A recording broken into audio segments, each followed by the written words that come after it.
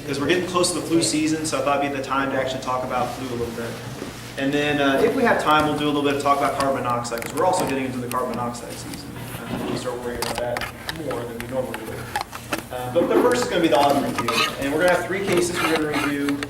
All of them are going to be cardiac related. We're just going to go slow.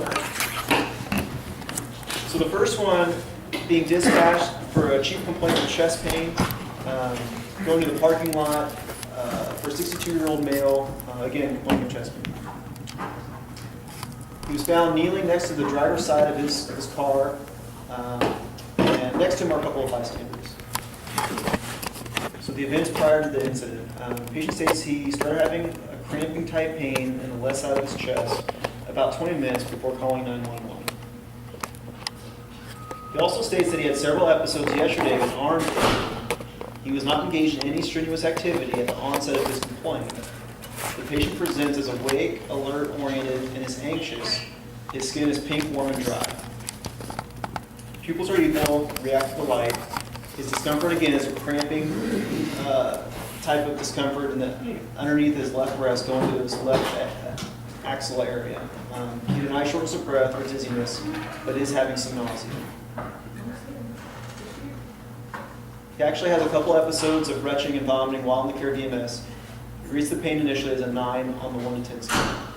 So, what, and I think we're probably all thinking the same thing, but what's the worry that's going on with this guy? Chest pain, he's in his 50s, I think, is that what it is? Yeah, so definitely need to get an EKG on this guy, right? So this is what the EKG looks like. What do you think about this EKG? Yeah, so we got depression in 2, 3, and AVF. 5. Yep, V5, V4, V6. You know, STEMI is ST elevation. Do we have any ST elevation on there? Could be right-sided. Could be. Potentially V1, V2. Yeah, I see that too. I see, ST elevation right here. That's a couple millimeters. Right here, that's probably a couple millimeters too. So when you have ST elevation in these 2 leads, just for semantics' sakes, what do we call ST depression? What is that? What are we seeing when we see ST depression here and here when we've got elevation in the anterior leads? Yeah, I heard somebody whisper it. It's called reciprocal change, okay? So elevation, V1, V2. When you see elevation in these, and again, these first 3 leads are called your anterior leads. When you see elevation in your anterior leads, it's very common you're going to see depression in your inferior leads, okay? And again, that helps me when I'm trying to decide, okay, that ST elevation, it's not tremendous, but it's there. And I've got elevation there. Again, that's not tremendous elevation, but it's there. Do I have reciprocal change? Oh yeah, that's big time depression going on. And then another common place to have depression is in your lateral leads. So V5, V6. So we've got ST elevation in V1 and V2. Again, that's your anterior leads. And then we've got ST depression in your inferolateral leads. So that's going to be an anterior MI. It's probably going to be a blockage in your left anterior to send your LAD artery of your heart. That type of location. So how do you approach this guy? You've got the EKG. You're worried because you're right. You saw the depression first, and then you said, well, actually I see a little bit of elevation as well in V1, V2. So what's your next steps with this guy? That's the vital signs. Yeah, just get the vital signs. Make sure he's not hypotensive, which can happen, by the way, with these people. Oxygenation, make sure you're very low heart rate, but oxygenating well, that stuff. What kind of treatments does this guy need? Aspirin. Yeah, so we give him aspirin, and we're going to give him nitro. And what about as far as transporting to the hospital, notifying the ER? What do you do with this EKG? Transfer. Yeah, this is one that you're really going to help us out tremendously if you transmit this as soon as possible, and then call us as soon as possible and say, hey, I'm worried that I've got a STEMI here, this EKG looks concerning to me. And then, we're able to pull it up. As soon as you send it, within 60 seconds, it should come to us through the email server. We're able to pull it up and say, oh yeah, that's right, I mean, that's a STEMI. And that's what happened with this guy. We'll go into it here in a little bit, but it got sent over. We're like, yeah, we agree, it's a STEMI. And we were able to activate the cath lab earlier. So the report says the EKG shows sinus tachycardia, rate of 110 without ectopy. There appears to be ST elevation and leads V2 and V3. I'd argue it's more leads V1 and V2, but regardless, they identified that there was ST elevation. After performing the initial assessment, he's moved to the stretcher, secured with all 3 straps, placed on oxygen 4 liters by nasal cannula. So establish an IV, venous blood samples obtained. He's given the aspirin, that's good. He's given nitro. And then after about another 5 minutes, he's given a second nitro. He's also given Zofran for the nausea. It's perfect. Transport emergently, secured to the cot in a semi-fallow position. During transport and after the nitro, he states his pain is improving. It's down from a 9 to a 5. Additionally, the elevation in leads, I bet they meant to put V1 and 2, but anyway, the elevation is starting to diminish. And then during transport, CRHED is contacted via cellular to notify the pending arrival of EMS. So this guy's story actually gets a little bit interesting once we get to the ER, but we're going to pretend like what happened in the ER happened in the truck, because it could have just as easily happened in the truck. But once he got to the ER, what happened is that he was in our ER, we gave him a 3rd nitro, his pain went away. We'd activate the cath lab. They were busy doing another procedure, so it took them a little while to get there. And then as cath lab was about to pick him up to take him to the cath lab, he said, I don't feel so good, I'm gonna go down, and he passes out. What do you think about that if that were to happen to you in the back of the truck? If you are there next to the guy and all of a sudden he passes out, what do you look at first? Well, yeah, you look at the monitor, right? So the monitor shows VFib. What do you do? Yeah, you shock it, because it's a witnessed VFib arrest. You actually saw it happen, so shock him as soon as you possibly can. If you've got the defibrillator pads on him already, shock immediately. If you don't, and you've got extra hands, one person start CPR while you're getting the pads hooked up. And as soon as you get them hooked up, shock, okay? What's your joules? I mean, what are you going to shock them at?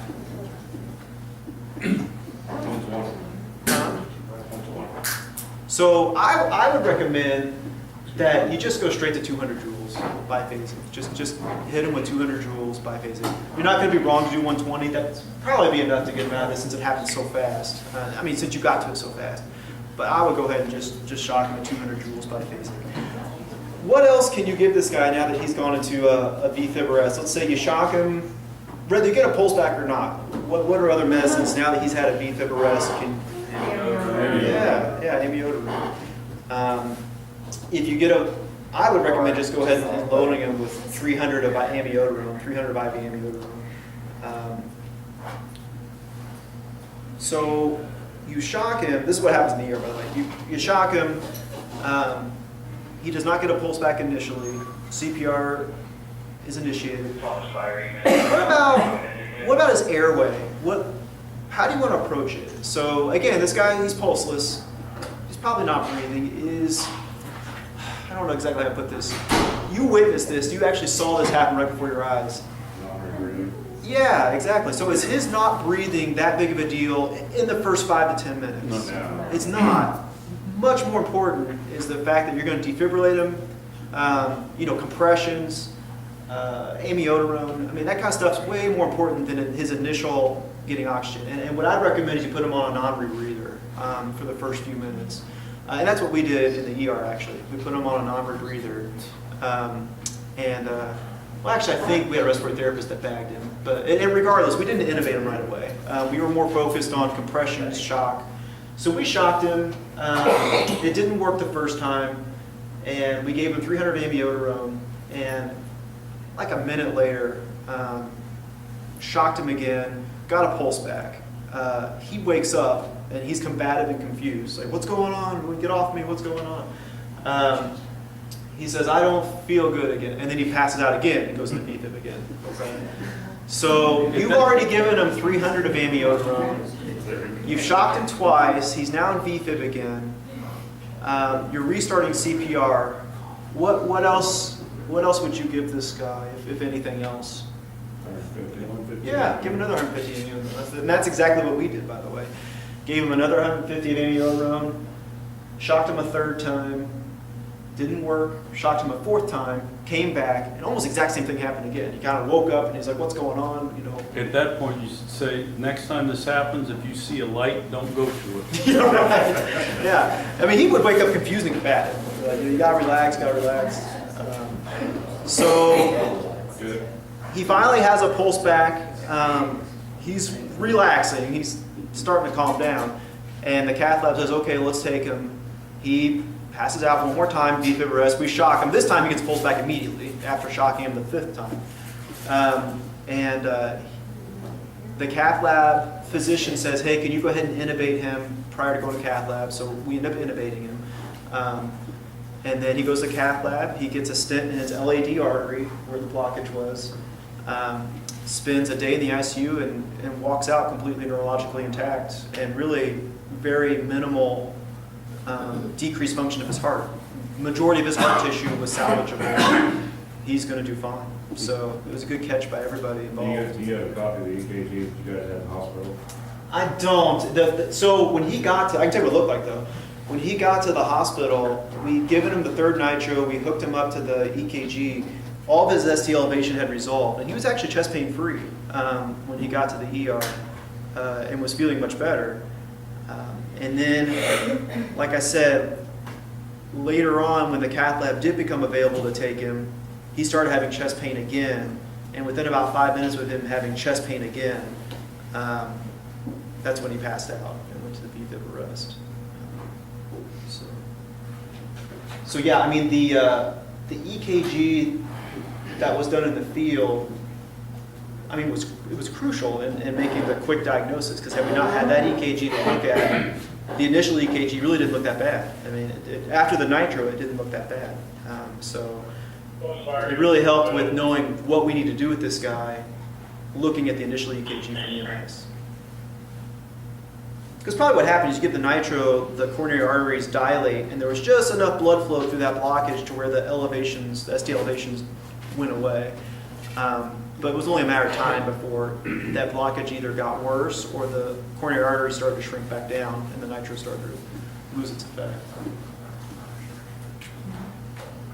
Any other questions about that one? It was a pretty wild one. The guy got shocked 5 times and ended up getting his stent, surviving, and left completely neuro intact and really no severe damage to his heart. I mean, it's pretty, you don't see that very often. Does he realize how lucky he is? Yeah, I told his wife. So I talked to his wife on the phone when he was going to cath lab, and I told her, we were right there. I told her that he was having a heart attack. His heart stopped for a few minutes, but we were right there when it started, and we should start compressions immediately, and his heart probably was only stopped for at most 5 minutes, but he was getting compressions the whole time. And, I told her, the only time's going to tell if he's got permanent brain damage or not. We'll just kind of have to see. And even the ICU was like, don't know if he's going to have permanent brain damage or not. And turns out he didn't. He did fine. So just the rapid CPR. But again, that could have just as easily happened in the truck, It could just as easily happen in the truck. Did they lower his temperature?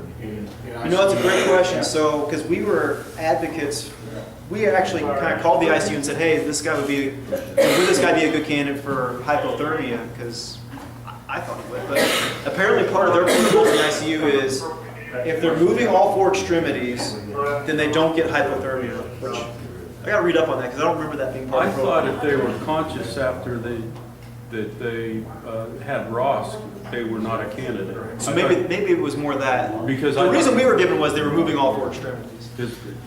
I think the ACLS teaches that if they regain consciousness after Ross, then they're no longer, they have to remain Yeah, comatose. it's hard to know after that lap because he lost consciousness that fifth time right before going to cath lab, and we shocked him, and then we actually intubated him before we even had a chance to see if he was going to wake up again. Because the other 4 times he'd woken up. So, but anyway, yeah, for whatever reason he was not a hypothermia candidate. Whether it's because he was conscious after the shock, or because they told us because he was moving everything that he wasn't a candidate. That's what they told us.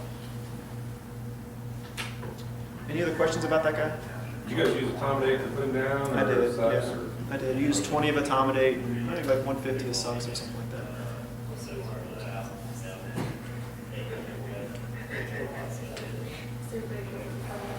Okay. Oh, I didn't realize SVT was written up there. Oh well. So 16-year-old female. So chief complaint is rapid heart rate. So arrival to find a 16-year-old white female sitting on a bench. She's alert and oriented ×4. She's complaining of jaw pain. She was doing her cheerleading activities tonight when she began to have some mild shortness of breath and some jaw pain. Since this is the 3rd episode this year and none prior to that. She's never sought medical attention from prior events, and but this jaw pain is more severe than before. So I guess we kind of cat's out the bag. But what is it about this that makes you think SVT? How about that? So first of all, the way I kind of look at this stuff, and I'm trying to figure it out, fast or slow? Yeah, and you know, this is actually close to, well, I guess it's up there, 260. I was going to say it's got to be close to 300, a little under 300. So if you look between the QRS spikes, you see how that's one big box? If it was exactly one big box between the QRS spikes, that is exactly 300, a rate of 300. If it's 2 boxes between each QRS spike, that's a rate of 150. If it's 3 boxes between 2 QRS spikes, that's 100. An easy way to do that is 300 divided by the number of boxes between QRS spikes. So this one is almost 300 divided by 1. Again, you could tell that this QRS complex goes just barely beyond 1 box. That's why the heart rate's just a little bit slower than 300. But regardless, you're right, fast. I mean, it's 259 or whatever. It's in the 250s. What else can give you a really fast heart rate other than SVT? Drugs. All right, so you can have a sinus tachycardia. It'd be really hard to get a sinus tachycardia that fast, but drugs can definitely make your heart go fast. What can definitely give you a heart rate in the 180s, 190s, and it be an arrhythmia? That's not SVT. Energy.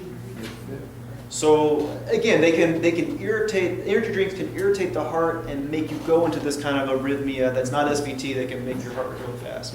What would that be? Pulse. That's a good one. Yeah, you can. So VTAC can definitely go that fast. Why is this one not VTAC? Narrow complex. Yeah, narrow complex. So that's something else that helps us know that this is SVT, is it's a narrow complex tachycardia. So 1 is fast, so that helps us figure out it's SVT. And 2, it's narrow complex. What else about this tells you it's SVT and not another arrhythmia other than VTAC? This could be. Or I guess another question, what other arrhythmia other than VTAC or SVT can cause a really fast heart rate? Atrial fib. Yeah, AFib. Why do we know this is an AFib? It's regular. Yeah, it's regular. So you've got a regular, fast rate that's a narrow complex. That's SVT. It's almost assuredly going to be SVT. We've got all 3 of those. It's narrow complex, it's fast, and it's regular.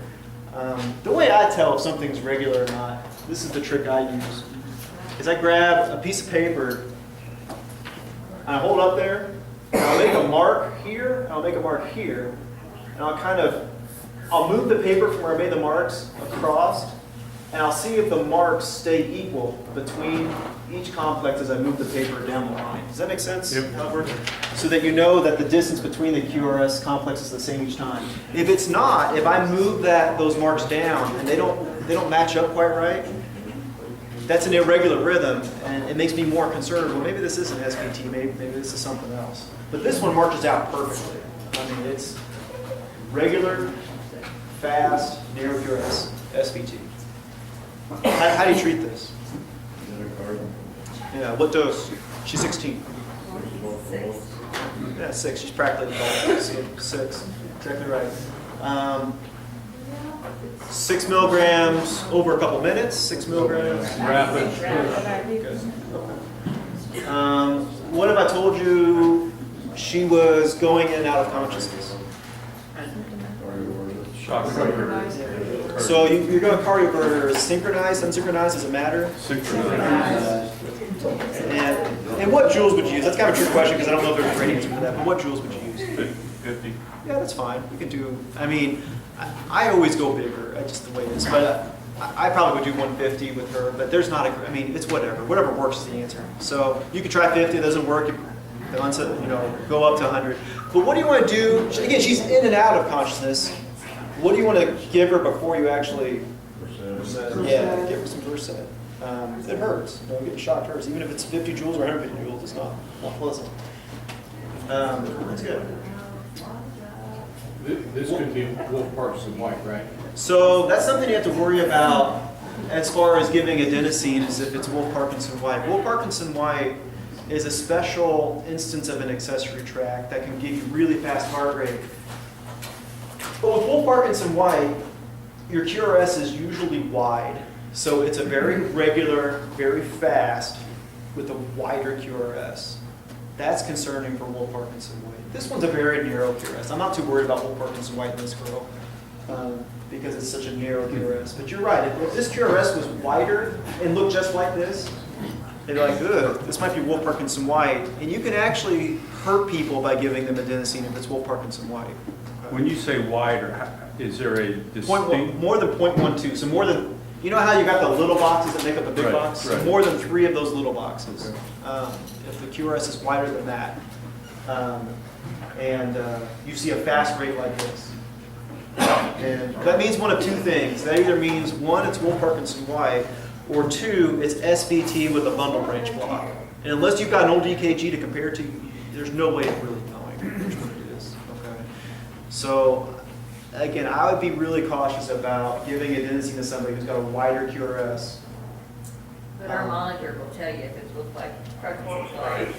Oftentimes, yeah, because when it's slower, you'll also see them call it delta wave. So the very beginning of the QRS, I wish I had a Wolf Parkinson White EKG I could pull up to you, but the very beginning of the QRS, it has like this slope called a delta wave. I'll see if I can find it on Google or something. I'll pull it up here in a second. But Oh, my granddaughter had her come in here. She's got little Parkinson's White. oh, really? Yeah. You'll see that like delta wave slope. But when it's this fast, it can be hard to see that actual slope. But the QRS is usually wide with Wolf Parkinson White. So we'll see that here. But Wolf Parkinson White is one of those rare ones where if you give adenosine to someone who's having a Wolf Parkinson White accessory tract, like fast rate like this,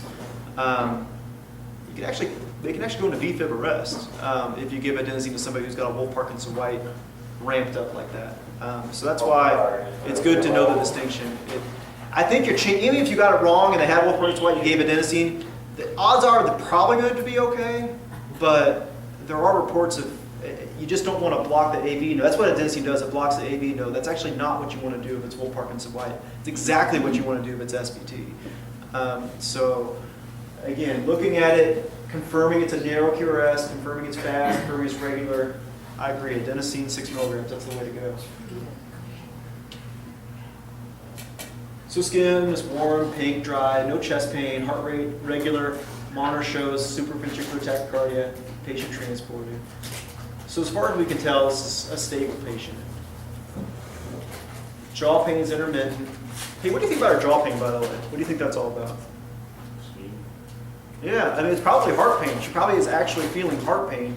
You get your heart rate fast enough for a long period of time, even if you're young and healthy, you know, your heart's gonna struggle with it, that fast of a rate. And you're actually gonna have heart symptoms. It doesn't mean she's got heart disease.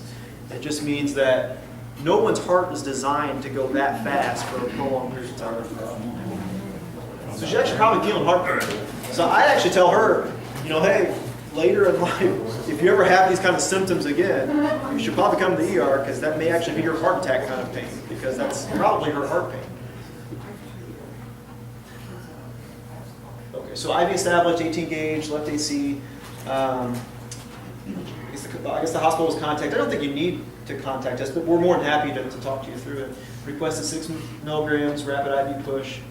Oh, that's why I contact, because of the patient's age at that. Okay. Request granted at 6 milligrams. That's the right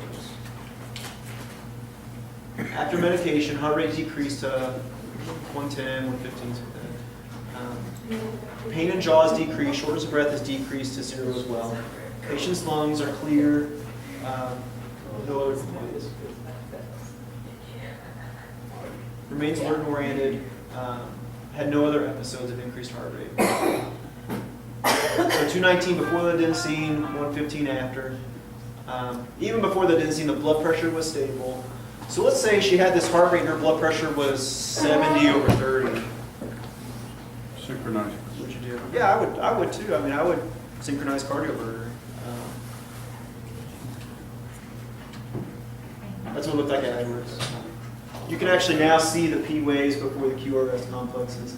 I don't see that delta wave. Again, I'll try to find EKG on Google or something real quick, but I don't see a delta wave on there. Yeah. Did they get a printout during the IV push? I didn't have it. I looked. I couldn't find it.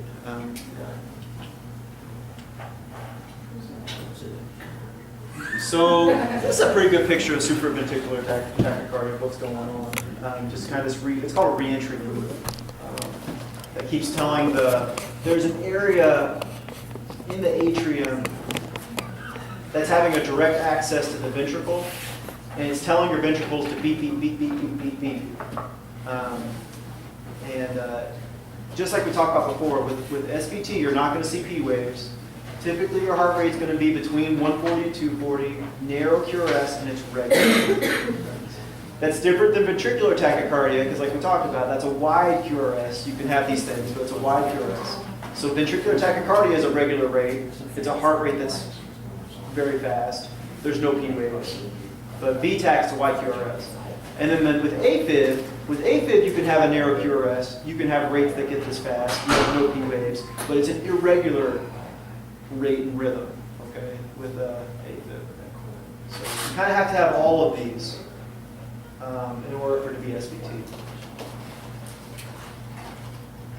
When I think about SVT, I think, is this patient stable or are they unstable? It's just how it goes if I think about it. And when I say unstable, it's like we were talking about, altered mental status, going in and out of consciousness, low blood pressure, severe chest pressure, diaphoresis, severe chest pressure, hypoxia, pulmonary edema, that kind of stuff with an SVT episode. And the treatment is giving Versed, IV or IM, synchronized cardioversion. Again, you're not going to be wrong. Whatever you want to start off with, but just if it doesn't work, just up the joules and try to do it. That's unstable. Stable, which is the more common, and you typically see stable SVT more than you do unstable. But with stable SVT, I hope that table's not going to it's usually normal blood pressure, kind of like what this 16-year-old was. Normal blood pressure. With stable, you try a Valsalva maneuver first. So what kind of Valsalva maneuvers are there out there that you can try? Bearing down. Yeah, bearing down. I usually tell people, push down like you're trying to have a bowel movement, and if your face isn't turning red, you're not pushing hard enough, is usually what I tell people. But don't actually have one. Yeah, but don't actually have one, please, right? So that's one type of Valsalva. What's another one? At times, just had the patient grab a hold of a cot or a chair and try to lift themselves up. Yeah, that can work. Sure, you can do that. Yeah, you activate. That could work. What other one can you do to the patient that would be a Valsalva maneuver? Yeah, that actually would work. But yeah. So you could try to rub their carotid artery. You feel where their carotid artery pulse is, and just kind of apply pressure. And I'll usually kind of, I guess, massage the carotid artery on the right side. That will actually send a vagal signal to your heart, and sometimes that vagal signal will be enough to stop the SVT. Oftentimes what I'll try is I'll have them bear down and I'll rub on the carotid at the same time and see if that works. Valsalva maneuvers usually only work about maybe 10-15% of the time, but they're still worthwhile to try because they're safe. I wouldn't recommend pushing on anyone's carotid if they're over the age of 60. Probably not going to hurt anybody, but there's enough time when you're 60 to develop plaque that theoretically you could break loose. So I would hold off on rubbing carotid artery if you're over the age of 60. Just from the theoretical reasons. But with her, it would have been a good one, 16, to try a Valsalva maneuver before giving adenosine, because it may actually get her out of it.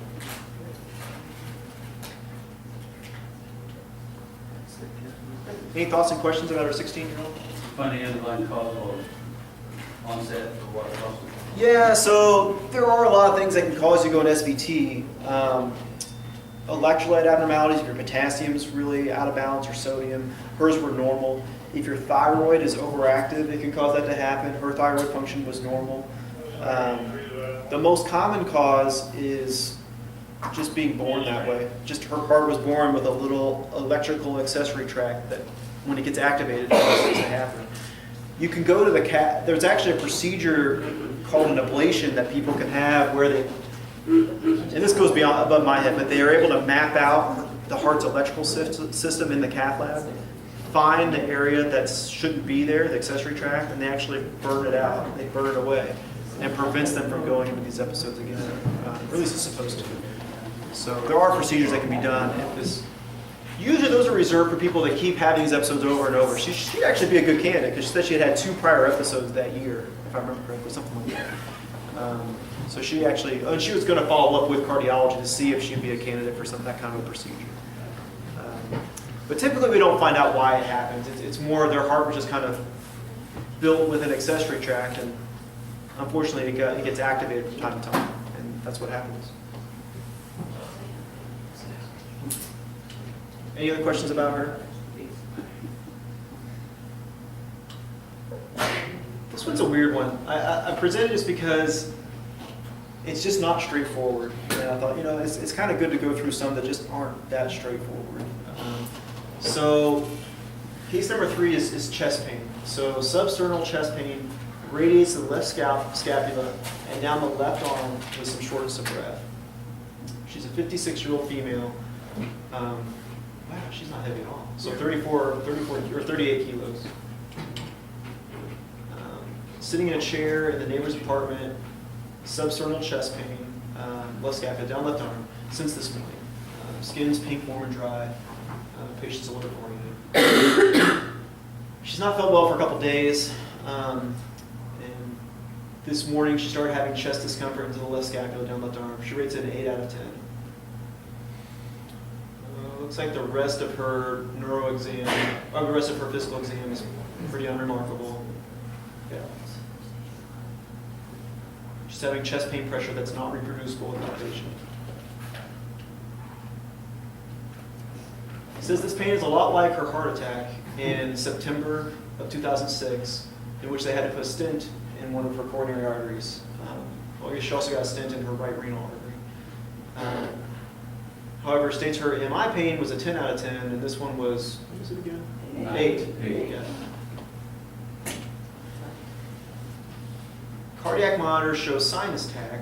12 leads shows some elevations in leads V2 and V3. Patient's on oxygen at 4 liters per minute for the music meds given as noted with no relief. What meds were those given? Wait a minute, I guess we'll find out. I think that's nitro and aspirin. Blood sugar is 282. She states it's about 100 points higher than normal. She's just sitting around the house a day hoping the pain would go away. Got saline lock in labs. No relief from the nitro. There it is. Yeah, so no relief from the nitro, aspirin, or oxygen therapy. She's brought in when she starts to have 12 EKG changes and the heart rate starts to go up. So this is a tough one. So this is what her EKG looks like. We'll kind of go by it step by step. So what do you think about the rate? How many of these big boxes? If you had to guess. 150. Yeah, it's about 150, right? Because there's 2 big boxes between the QRS spikes. So it's about 150. So fast, right? I mean, 150. What about the QRS complexes? Are we not narrow or wide? It's narrow. Yeah, we're narrow. Okay, so it's not like we're looking at VTAC, right? Because it's a narrow QRS. So we've got a narrow QRS, but it's fast at about 150. Do we see any evidence of ST elevation on here? Potentially V1, V2. Yeah, I agree. I think V1 maybe like a twinge, and V2 maybe a little bit as well. Do we see reciprocal change with ST depression in the inferior or lateral leads? Maybe some there. Maybe some there too. It's kind of hard to tell, right? I mean, it's a real tough one. Lead 1, is that correct? Lead one here? Yeah, there's some ST depression there too. So that's part of your lateral leads as well. So yeah, V5, V6, 1 ADL, those are all lateral leads. So a little bit of ST depression there. Is this, what kind of rhythm are we in? Is this sinus or what is this? Do we see P waves? No. I don't either. I mean, the best place to look for P waves is lead 2. That's the best place to look for P waves. I see big T waves. These QRS complexes look a little funky, but I don't see P waves either. So I don't think it's sinus tach because I don't see P waves. So I've got a non-sinus tach. Is it regular or irregular, by the way? Regular. Yeah, it seems regular to me too. So I've got a tachycardia that's non-sinus, that is regular with a narrow QRS, that's got a rate of about 150. So I guess what are the possibilities this could be? Accelerate junctional, I heard that. That's possible. It is very rare for accelerate junctional to get this fast. Usually a junctional escape rhythm, which can be narrow QRS by the way, but usually a junctional escape rhythm is usually in the 40s to 60s. It's usually slow, a junctional escape. So The T is awful high. the T is high. Yeah, you've got some larger T waves. And then don't look too fast for the P waves to be buried. Right, I don't think so either. I don't think the P waves are buried in there. I think it's possible, I don't think so. So you got a rate in the 150s, regular, narrow QRS. Did you take potassium? I don't know actually, I can't remember.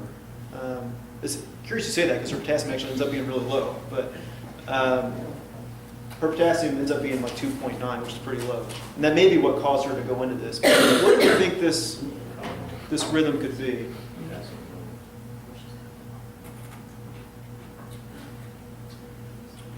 What do you think that last patient, when she had a fast rate with a narrow QRS that was regular, what do we call that one? SVT. Do you think this one's SVT? It's not as fast as we'd expect, but it probably is. Yeah, I think so too. I think that this one's probably SVT. It's a really odd presentation of SVT because it's not as fast as we normally think of. But again, SVT is like between 140 and 220. I mean, those aren't like set in stone kind of rules, but that's kind of usually, and then normally you're going to be looking about 180, 200 with SVT. If you're on medications like like metoprolol or a beta blocker, or like diltiazem, which is a type of rate-controlling calcium channel blocker, she's got a heart history. I'm betting you, I didn't have a chance to look into her med list, actually I forgot to, but I'm betting you she's on some kind of a rate control medicine like metoprolol. So that when she goes into SVT, like what I think this is, it's just not as fast as you normally see. So I think this is probably SVT. What's another possibility? There's something else that a rate of 150 that's fast and regular, at least it comes to my mind as a possibility of what this arrhythmia could be. And it's very specific for rates at exactly 150. You will see this type of arrhythmia, and it's notorious for being right at 150. It doesn't usually waver too far from it. It's kind of a tough one, because but atrial flutter. I was going to say that. Atrial flutter, it usually comes. I was too.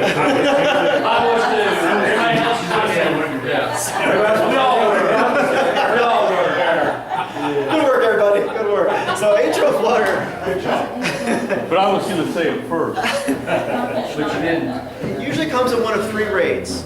300, which you don't see very often because that's so fast. I mean, 300, 150, or 75. It's usually the three rates you'll see with atrial flutter. 300, I 157. thought A flutters, doesn't it have the sawtooth? So when it's going at a rate of 150, it can be hard to see the sawtooth pattern. I mean, it really can. If it's at a rate of 75 with A flutter, you definitely see the sawtooths. The way typically you figure out if it's SVT or A flutter in this kind of scenario is you give adenosine, and if you see flutter waves, you know it's flutter. If you don't see flutter waves, then it was probably SVT. Also, if it's atrial flutter and you give adenosine, they're going to go right back to 150 as soon as it is. And if it's SVT, typically, cures them and they go back to their normal sinus tachycardia or whatever sinus rate they are. So when it's this fast, it can be hard. When it's 150, like almost right at 150, it's really tricky to know with these people. Is this A flutter or is this SVT? Luckily, if it's A flutter and you give them adenosine, you're not going to hurt anything. It probably won't. It won't convert them out of a rhythm, but at least you'll be able to see the flutter waves and have an answer. So, again, this is just a tricky one because you don't usually see SVT this slow, but I think that's what this actually is SVT. Now, having said that, she does actually have a little bit of ST elevation in V1, V2.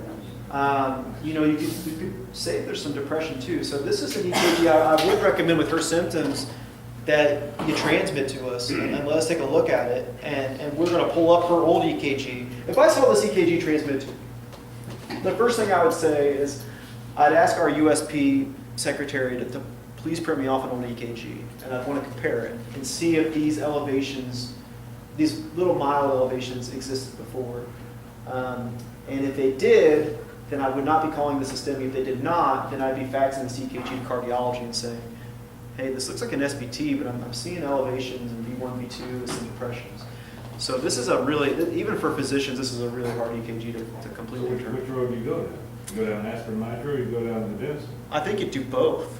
I would actually try, if it was me, I would do adenosine first. If it was me, I'd do adenosine first and see if it did convert her or if there were flutter waves or if it converted her. Then, if she was having chest pressure, I would still give her aspirin and nitro if after the adenosine she wasn't getting any relief from her symptoms. But I think giving this woman aspirin and nitro, there's absolutely nothing wrong with that. I think that was good. But this is one of those EKGs, it's hard. It's not a straightforward one. So. But yeah, I think that's what she was. So ST elevation noted in, again, I think it was more V1, V2. But at any rate. Just like the first one. Yeah, but very peak T waves. Yeah, I mean, there are elevated T waves. By the way, when we think about peak T waves, what are some things you have to worry about with peak T waves? Why would that be mentioned or a concern? What kind of things you have to think about with peak T waves? Like a lot of balances. Which one specifically? Potassium. Yeah, exactly. High or low? Low. High. Oh yeah, if your potassium gets really high. And actually, it looks different than this. That's why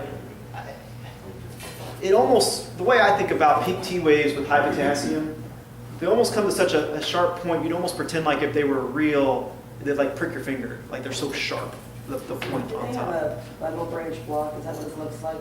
Doesn't that make your T wave sometimes be taller? Yeah, maybe a little bit of a partial. It definitely wouldn't be a complete. So to be a true bundle branch block, it needs to be wider than 3 of those little boxes. What about lead 2? Here? Yeah. So it's still not quite 3, even with this one.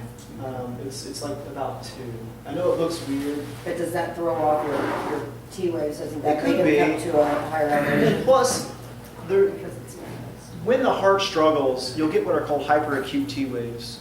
You'll actually see them with heart attacks too, where your T waves will get more pronounced. And I think that's actually what we're seeing is her heart struggling with this fast rate, which we kind of know already, right? Because she's having chest pressure, she's having all the other stuff going on.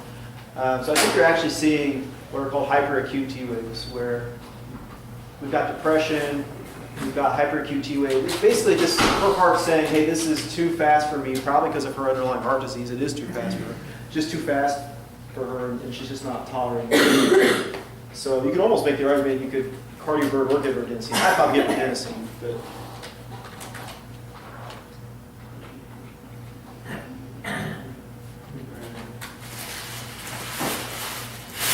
So that's the other weird thing about this is that the heart rate kind of jumped around. So I guess the initial was 140, then it was 163. That's kind of strange for SVT. So that's why I'm saying it's just not a completely straightforward case. I do know in the emergency department, she got adenosine and her rate went down to like 110. And I believe in the physician's notes said she started feeling better after he gave her adenosine. And there was no mention of him seeing flutter waves. He did, in the physician's chart, he did mention, I can't tell if this is SVT or atrial flutter.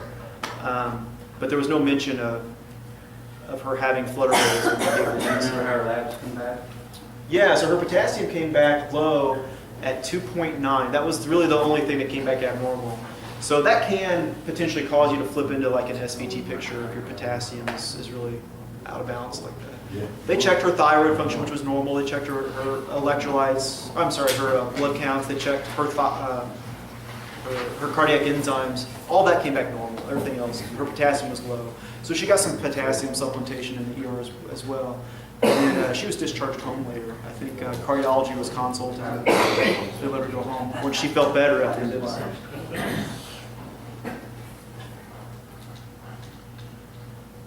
So yeah, that's just another example showing the rate of about I guess it's 137 here. It's weird. It's an odd case. And there it is, 155. So again, my best guess is this was SVT. And again, so with that EKG that we saw, there were no P waves. Heart rate was between 140 and 240. It was a narrow QRS, and it was a regular rate. So I thought it'd be kind of neat to show back-to-back SVTs. One, because I didn't think you'd expect it. Two, the second one was kind of an odd one. So.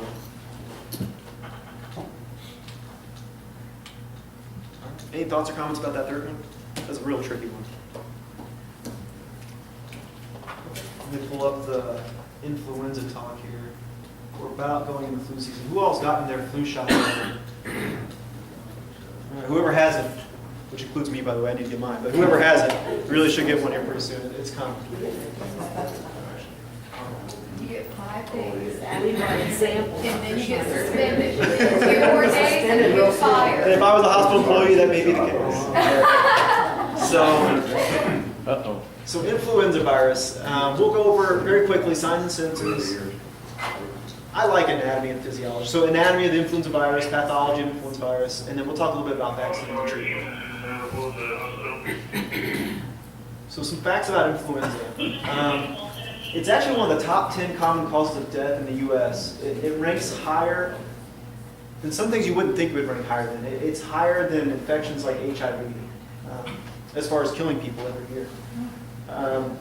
Every year in the U.S., 25 to 50 million people contract the flu virus, and anywhere from 3,000 to 49,000, depends on how bad the flu year is, die every year in the United States.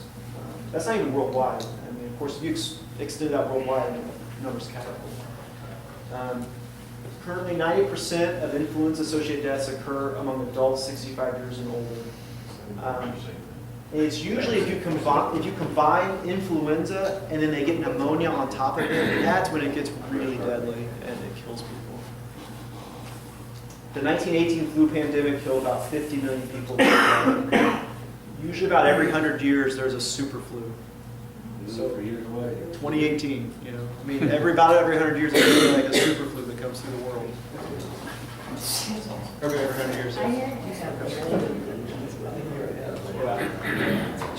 So influenza signs and symptoms, I think we've all seen it or maybe had it, but fever, and it's usually a pretty good fever. It's not like your low grade 100.6 fever. I mean, it's usually a fever of 102, 103. I mean, it's usually a pretty good sized fever.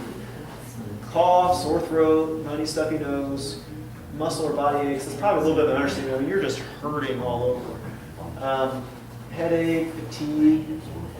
Some people will get vomiting and diarrhea as well. It is more common in children, but adults can get vomiting and diarrhea. And this is what's really rough about the flu. This is why your employer, I mean, it's good to get vaccinated for a couple of reasons. The reason why it's so cost effective for the hospital to provide vaccinations for everybody, because it comes down to money for everything, but it'll knock you out of commission for 2 weeks. So it's much cheaper for a hospital or employer to just vaccinate everybody than have a handful of people missing 2 weeks of work. So it just comes out. I mean, I guarantee when they crunch the numbers, it's cheaper to have everybody vaccinated than it would be, especially since you guys are at such high risk of getting it as healthcare providers. Not to mention, if you can prevent a case of flu, I mean, it's not like you're feeling terrible for 2 weeks. I mean, it's no fun. At the most severe, the symptoms last about 3 days. But again, you're out of commission for about 2 weeks total. Weakness, fatigue, dry cough, and a reduced ability to exercise can actually linger for even longer than the 2 weeks. So again, it takes you a long time to completely get over a true flu, which is different than the common cold. A true flu, I mean, it really wipes you out pretty good. And if you're over the age of 65, I mean, it can definitely be deadly. So again, a lot of anatomy, you don't need to remember this. I like talking about anatomy because when you talk about the anatomy, it makes sense how the treatments work and how the vaccines work. But basically, if you look at an anatomy virus, which is this, it's broken down to a bunch of different components and proteins. And there are surface proteins on the influenza virus. Again, you have to remember this, but you can call them the H proteins. It's called hemagglutinin, but you can call them H proteins. And they help the virus attach to the host cell. So basically, the virus in your body wants to attach to your cell to infect and then reproduce itself. And there are 18 major types of those H proteins. And then there are N proteins. And N proteins help release newly formed virus. So the virus gets into your cell, it reproduces. The N proteins help the virus to escape your cell and leave and start to infect other cells in your body. And there's 11 major types of N proteins. So if you think about H1N1, well, it was the hemagglutinin type protein type number 1 and neuraminidase protein type number 1. That's H1N1. You've got H3N2, H4N4. I mean, you've got all kinds of different combinations of what they are. That's where those letters and numbers are coming from when you hear about, whatever it is. So when they try to make the vaccine, they try and guess which They try to guess what combination is going to be. Exactly right. So, and then you've got basically the genetic material of the virus, which is in the middle. That's what gets replicated